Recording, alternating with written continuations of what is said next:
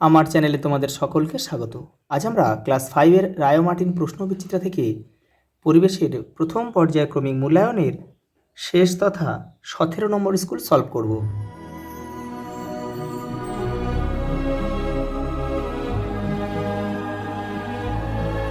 প্রথম প্রশ্ন দেখো, ত্বকে রোদ লাগলে কি ভিটামিন তৈরি হয়? Vitamin D. কাদার ভাগ বেশি থাকে এঁটেল মাটিতে। গন্ডারের খড়গ আসলে জমাট বাঁধা চুল।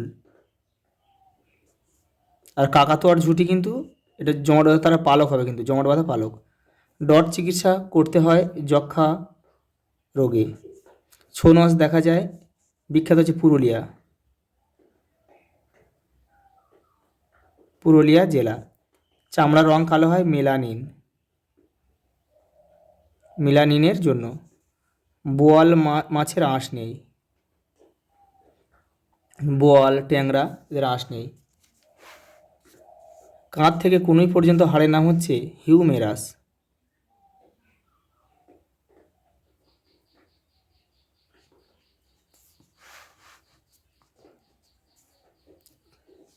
দেখো একটা বক্স রয়েছে, শুঁয়োপোকা হচ্ছে পরে প্রজাপতি হয়ে যায়, সেটা 3.1। দীঘা পূর্ব মেদিনীপুর জেলা 3.2। চা দার্জিলিং 3.3। লিগামেন্ট হচ্ছে অস্থিসন্ধি 3.4। কী কী কারণে মাটির উর্বরতা কমে যায় লেখো, দেখে নাও। এই দেখো, অতিরিক্ত রাসায়নিক সার ও কীটনাশক সার ব্যবহার করলে, প্লাস্টিক বা পলিথিন মিশলে এবং একই জমিতে বারবার একই ফসল চাষ করলে মাটির উর্বরতা কিন্তু কমে যায়। বাড়িতে কীভাবে ওআরএস তৈরি করা হয় তোমাদের বই 16 নম্বর পেজে রয়েছে, তো দেখো আমি এখানে লিখে দিয়েছি। 1 গ্লাস ফোটানো জলে 1 চামচ চিনি এবং 1 চিমটে নুন দিয়ে ওআরএস তৈরি করা হয়। পরেটা দেখো, পুকুরের জল কিভাবে দূষিত হয় লেখো। এই যে দেখো, পুকুরে গবাদি পশু স্নান করালে, পুকুরে জামা কাপড় ও বাসন মাজলে নোংরা জল পুকুরে মিশলে কিন্তু পুকুরের জল দূষিত হয়।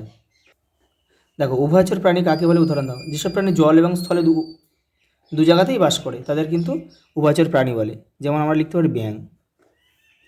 উদ্ভিদ জগৎ থেকে আমরা কী কী উপকার পেয়ে থাকি? দেখো, উদ্ভিদ জগৎ থেকে যে উপকার আমরা প্রধান পাই সেটা হচ্ছে অক্সিজেন পাই বেঁচে থাকার জন্য। ফল, শাকসবজি, ওষুধ, প্রয়োজনীয় ওষুধ কিন্তু আমরা উদ্ভিদ থেকে পাই। ম্যানগ্রোভ অরণ্য কোথায় দেখতে পাওয়া যায়? সুন্দরবন। এবং এই ম্যানগ্রোভ জাতীয় গাছের বৈশিষ্ট্য কি? এদের শ্বাসমূল দেখা যায়, এদের ঠেসমূল দেখা যায়।